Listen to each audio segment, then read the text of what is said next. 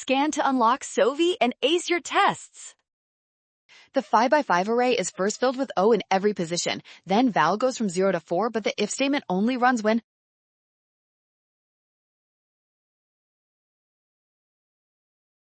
val is odd, so it runs for val equals 1 and val equals 3. For val equals 1, the loop starts at row call equals 1, 0 and moves upright by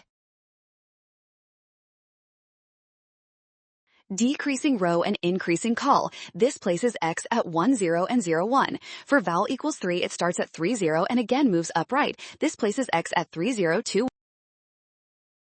1, 2, and 0, 3. So the final board is row 0, O, X, O, X, O, row 1, X, O, X, O, O, row 2, O, X, O, O, O. Great job tracing through that code. Remember to track each variable carefully. Practice with Sovi to build your Java debugging skills.